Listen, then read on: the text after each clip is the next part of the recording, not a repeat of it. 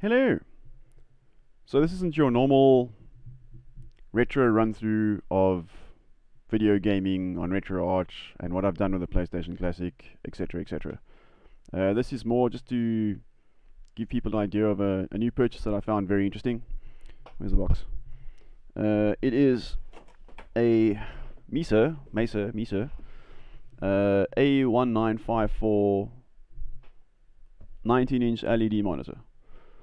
That's not amazing. The amazing part is this little section over here that says 4:3 aspect ratio. Okay, so that's not very common. Most people don't buy monitors that aren't widescreen anymore. So this is the exception. Other things that are really interesting is that this thing has a dynamic contrast of 5 with many zeros, 1, a 2 millisecond response time, so that's quite nice. Pixel to pixel. That makes a difference though. I think if you're playing something like Sonic the Hedgehog, where the screen tends to move quite fast. The older monitor that I have on the Pipecade doesn't give me a nice result when you're playing something like that. It's okay for fighting games, but when it comes to stuff where the screen has to move quite a lot, you tend to have a lot of this pixel smear. So that's nice. I mean, basic stuff. Resolution is actually 1280 by 1024, so it does act as a widescreen, which is odd when you start it up, because if you run the PlayStation Classic natively, you have black boundaries on the side. So it thinks it's a widescreen and it pretends to be like a widescreen. So if you're trying to run something like a system that has widescreen supported and it's going to act like a widescreen, you need to change the settings to actually absorb the widescreen stuff. So natively plugging a PlayStation Classic in is a bad idea. You'd want to run RetroArch or something on the actual system to stretch out your image to widescreen, which then would stretch it out to the native 4:3 kind of aspect ratio on the system itself. All in all, so far, a couple of good things about the monitor is that it looks amazing. I mean, if you're playing Sonic the Hedgehog, let me just show you what the monitor looks like here. I'm gonna pull this through this way. Alright, there's my monitor. 4:3 aspect ratio monitor, ideal kind of for playing, I think, retro type games or retro type inspired games. So it's really nice for that kind of thing. I'm quite a stickler for getting things done in the correct aspect ratio. I'm not someone who likes doing all the game stretched to widescreen. I don't like black boundaries on stuff, and at least then you're using all the real estate of the monitor for the game. So it feels nostalgic, which is what you want when you're playing all those games. You want to play them in kind of the format they originally intended. This is a nice way of not going for something like a CRT, which obviously would be better, but this thing is, how much does this weigh? Net weight is 2.3 kilos. That's quite light. The monitor itself has got nice thin bezels. It even has speakers on it. It's a really good setup for someone who wants to have just a retro experience. I mean, even when I bought this thing, I wasn't sure I was going to get a 4:3 aspect ratio, because we're looking up on the website, they didn't have a picture of the monitor that looked like the one that I actually took out of the box. In fact, even the startup guide has a widescreen monitor on the picture. So I really thought I was going to get a widescreen monitor instead of a 4:3 aspect ratio. When it arrived, I was surprised, number one. And then obviously the biggest thing for something like this is that it has an HDMI in.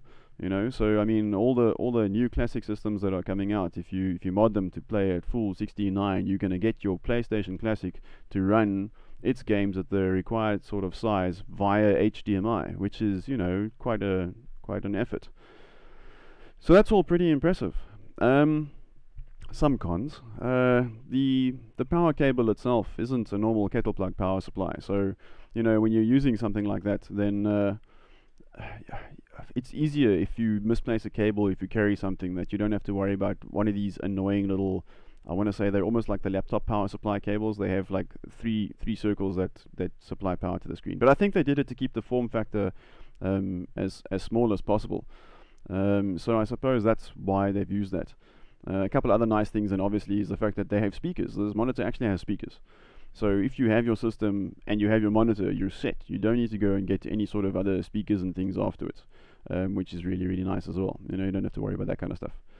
I think a complaint I have is that it doesn't have a USB out. I would have liked something like that, simply because then you could have used it as a power supply for, let's say, your Raspberry Pi or something like that. So it would have been nice to include a USB out, at least, like a hub, maybe even, just to give you the power supply for something like a Pi or the PS Classic or the upcoming Mega Drive Mini. But other than that, it's those are the small complaints, not having USB and having an odd power supply. Still, you do get speakers. So the other thing that you do get is a D-sub. So the actual system does still connect to PC via D-sub, and as I mentioned, the resolution is still HD. You get 1280 by 1024, which in itself is a bit of a mathematical quandary, isn't it? Isn't 1280 by 1024 normal widescreen HD, or am I missing that completely? Tell me in the comment section. But yeah, I mean, it's really nice to look at when you're playing. I mean, obviously I can't show you how nice it looks through the Logitech cam because it doesn't do such a good job of translating the actual picture here. In fact, even translating the picture to the screen now, you'll see this as widescreen when obviously I'm going to be playing it at a 4:3 aspect ratio. But something that is nice is compared to the Pipecade screen, there's definitely a lot less of that kind of screen smear associated to the pixels moving around. I think the best example of this is something like Streets of Rage, where I was playing on the Pipecade, and this stage floor, for instance, when you moved around on it, you would have a lot of kind of like smear. You wouldn't know where the boundary for the bricks are, and now they're quite clear. You can see that like the blacks look like really black in between all the bricks and things.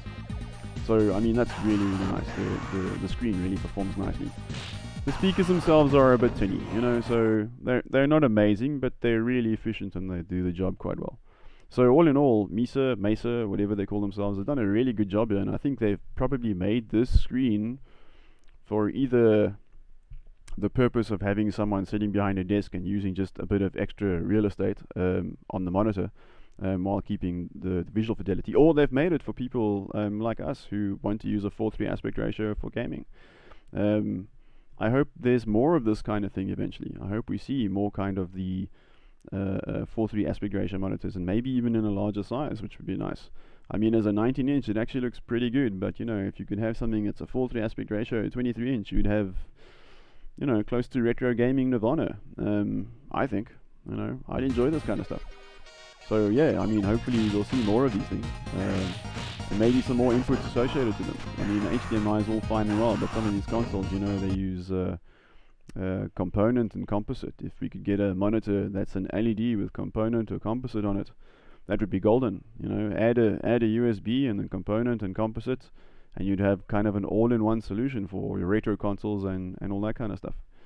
At the moment, I'm still using the Samsung monitor because it has the component in and the composite in DVI, VGA and HDMI. So having the inputs definitely helps. This is nice for the Raspberry Pi and the PlayStation Classic, modded PlayStation Classic. So definitely something I would recommend. It's a nice screen.